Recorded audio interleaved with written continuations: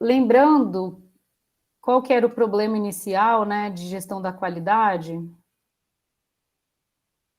Então, a gente quer métodos, né, então estratégias para monitorar a qualidade de um produto ou serviço. Daí a gente viu ferramentas básicas. Na verdade, a gente começou com ferramentas descritivas. E essas ferramentas descritivas, então a gente falou lá de histograma, o gráfico de probabilidade normal, histograma ou ramos e folhas, né? Porque dá na mesma.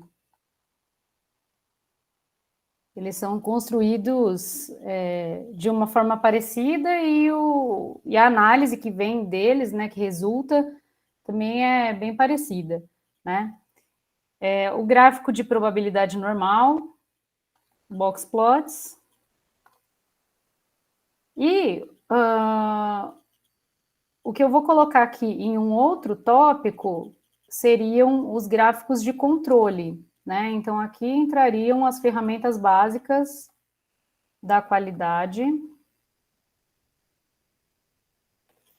Então, a gente viu, para começar, né, a folha de controle, o gráfico de Pareto, que poderia estar na descritiva também, né? O diagrama de Ishikawa, né, que é a espinha de peixe. E aí a gente chegou, então, nos gráficos de controle, tá? E antes disso tudo,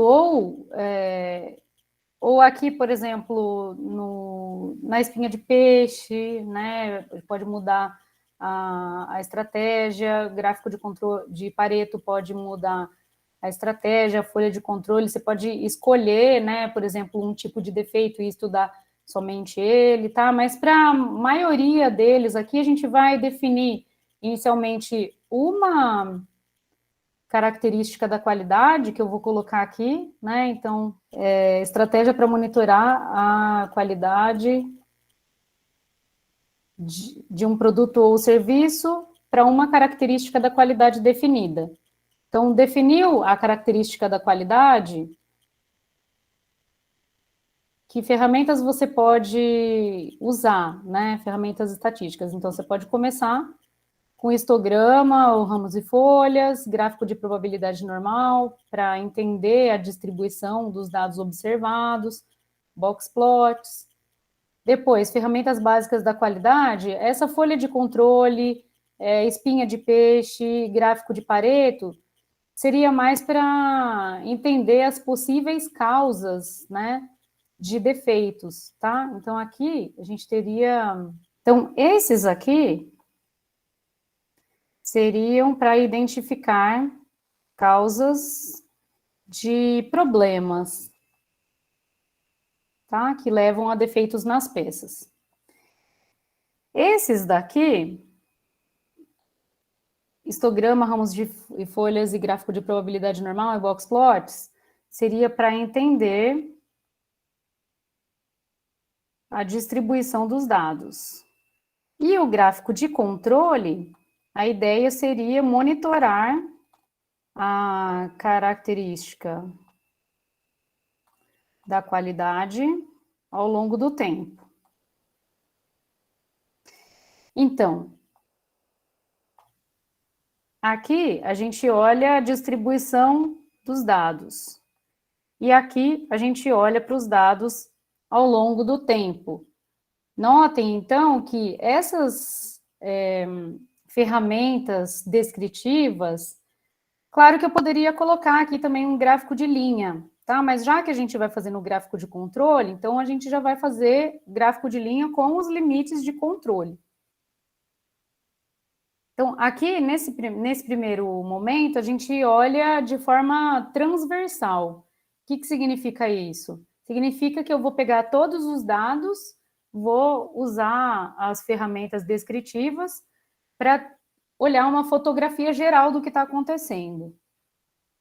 E os gráficos de controle, eles são uma técnica para olhar os dados de forma longitudinal, né, ao longo do tempo, em contraste com o transversal que a gente tem aqui nas técnicas descritivas, tá? Então, vamos lá, a gente tem os nossos dados, como que essas duas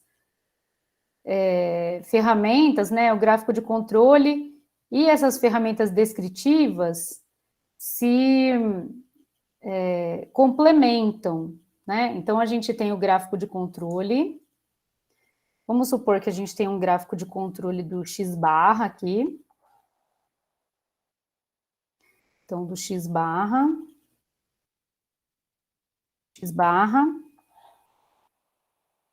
ao longo do tempo. Aí a gente tem os limites de controle, que a gente calculou, né, usando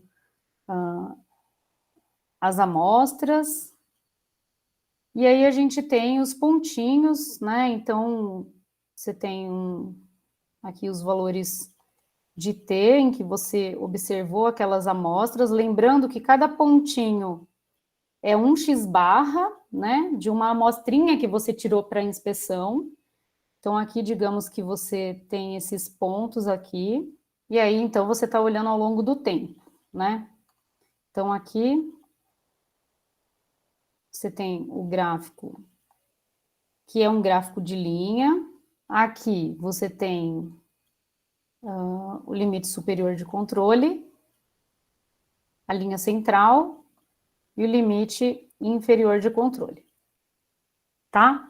E aqui, a gente poderia olhar para a distribuição desses dados, então eu poderia fazer um histograma aqui, então, sei lá, seria alguma coisa mais ou menos assim, pode ser que tenha um que ficou na próxima classe, depois tem um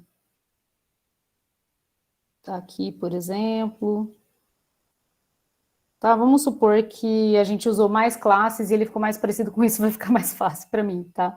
Então, deixa eu só colocar aqui da mesma forma, mais ou menos, tá? Então, aqui você tem os limites de controle, né? Então, vamos supor, esse daqui é o limite inferior de controle, esse daqui é o limite superior de controle, tá?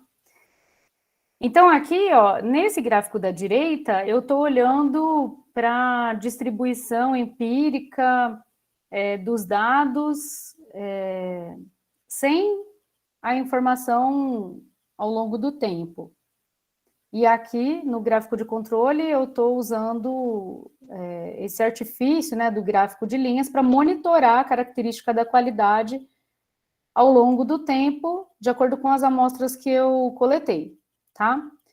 Bom, a capacidade do processo, que é o conteúdo da aula 7, ela vai comparar esses limites aqui, obtidos de forma probabilística, com os limites de especificação, tá? Então, o que aconteceria nesse caso aqui? O limite inferior de especificação está aqui, limite superior de especificação. Quem são os limites de especificação? São os limites que definem a adequabilidade para o uso, tá? Então, assim, você tem uma característica da qualidade, essas são as amostras que você observou, e esses são os limites de adequação para o uso, né, da característica da qualidade. Então, por exemplo, você pode pensar na resistência de uma peça, ela tem dois limites aqui, limite inferior, limite superior, e você espera observar os dados dentro desses dois limites, tá? Então, o limite de controle, ele não tem relação matemática com o limite de especificação. Os limites de especificação, eles são definidos pelo cliente, pela pessoa que vai usar a peça, tá? Então, esses daqui são os limites de especificação. E aí, nessa aula 7, eu falo de possibilidades para essas combinações, né, do limite de especificação e dos limites de controle no seguinte sentido. Então, aqui você tem a distribuição dos dados, né, aqui já está uma distribuição alisada, né, então, digamos que você considerou lá o histograma, fez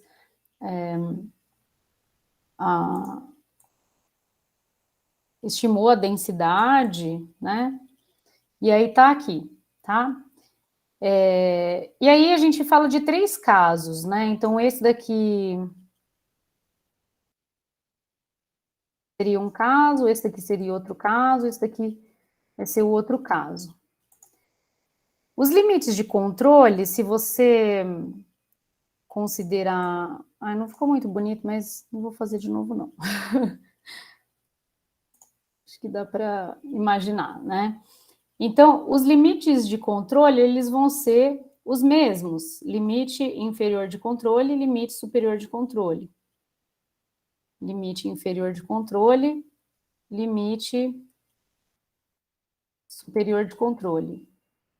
Limite inferior de controle, limite superior de controle. Por quê? Porque eles foram calculados de forma probabilística, né, a partir daquelas amostras daquelas amostras da fase inicial, que a gente chamou de piloto, né, que você supõe que o processo está sob controle, calcula os limites e aí você vai observar as amostras dali para frente, tá? Então, imagina que esse processo, ele está operando dessa forma, você tem os limites de controle e os limites de especificação estão aqui, né? Então, limite inferior de especificação, limite superior de especificação, tá? Então, o que você está produzindo aqui nessa caldinha, você está perdendo, tá? Só que aqui, ó, você está produzindo muito pouco na caldinha. Você está produzindo muito pouco fora do limite de especificação. Nesse caso aqui, se você tiver, vamos supor que você tenha exatamente o mesmo limite aqui,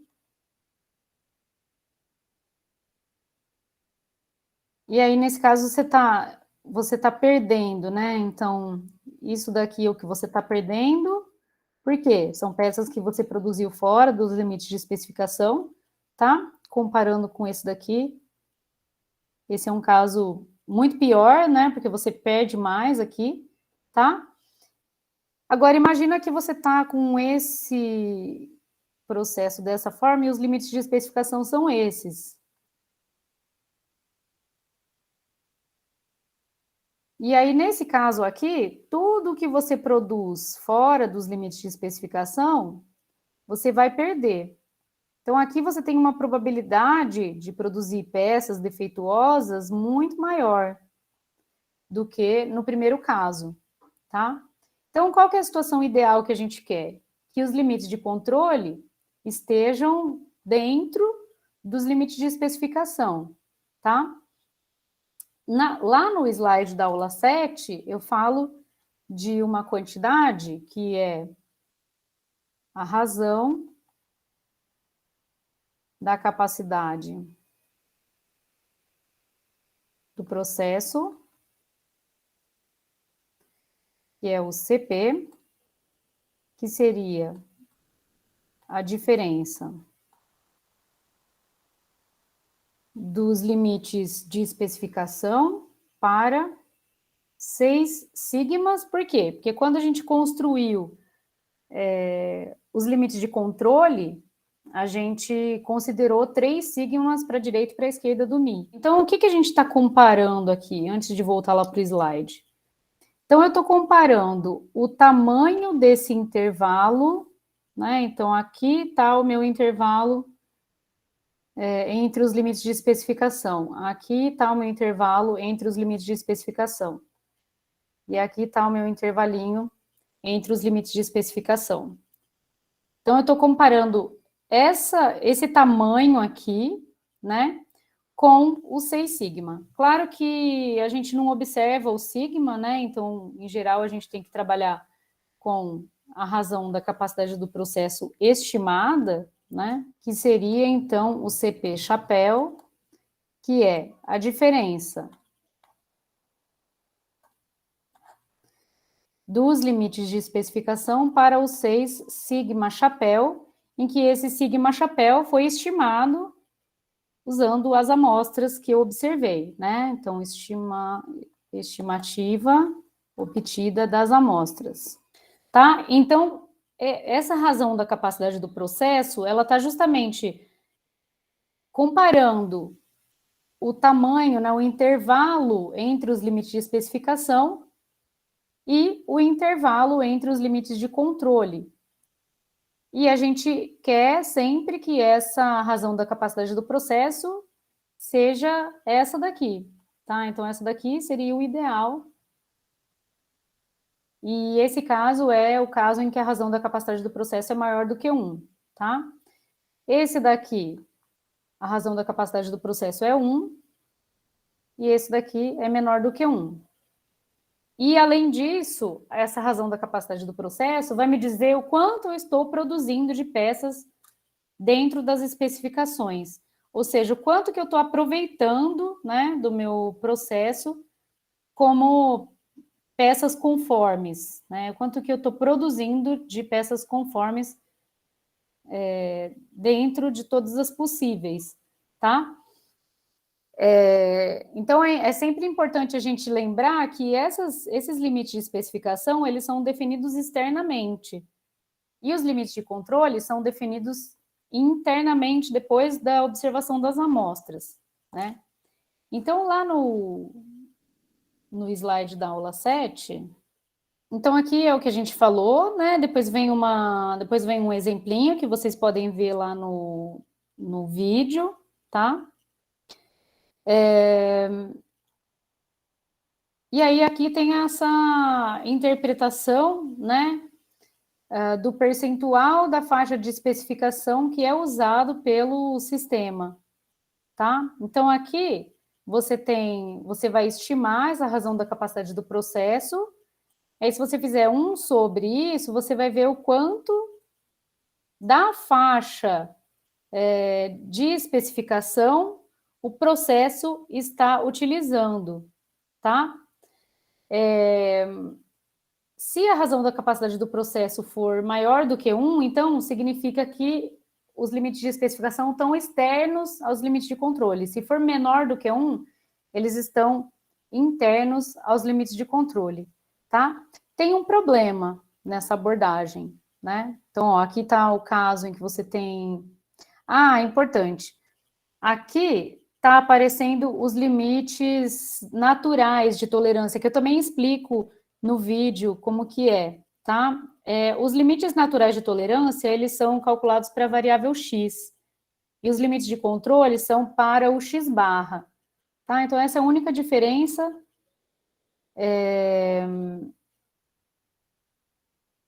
E aí eu já vou falar qual que é o problema, eu também falo lá no vídeo qual que é o problema dessa estratégia, né? Então, se você tiver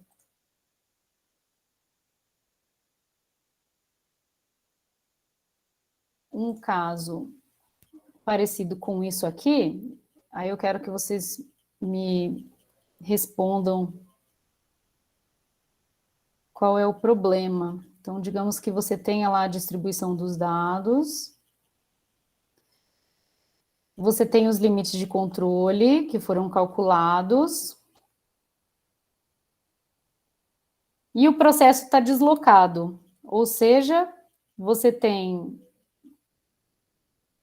esse caso aqui, por exemplo, tá? Então, você tem o limite inferior de controle e o limite superior de controle. A razão da capacidade do processo é aproximadamente 1 nesse caso aqui, tá? Por quê? Porque ele só está comparando essa distância aqui com essa distância aqui, tá? Só que, na verdade, como o seu processo está deslocado, então, tudo isso aqui está sendo produzido fora da especificação, tá? E isso daqui está produzido fora da especificação. Então, essa que é a importância de você fazer as duas análises como complemento uma da outra, tá? A razão da capacidade do processo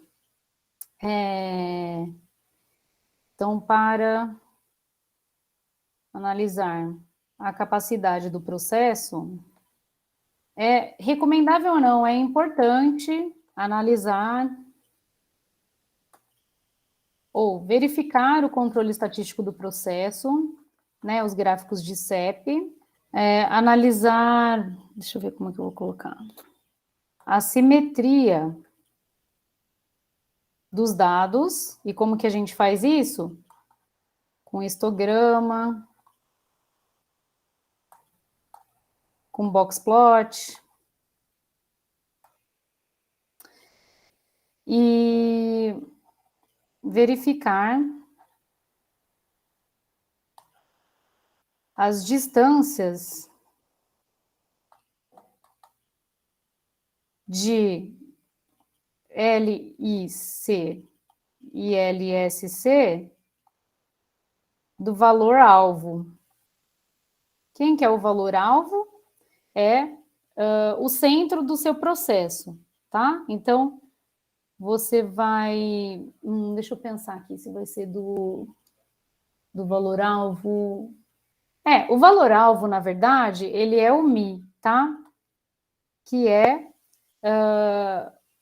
o alvo da sua característica da qualidade, então não é o X-barra, não é a média dos X-barras, tá? Ele é a média populacional da sua característica da qualidade, tá? Então, é importante você verificar se o processo não está deslocado, como está nesse caso aqui, tá?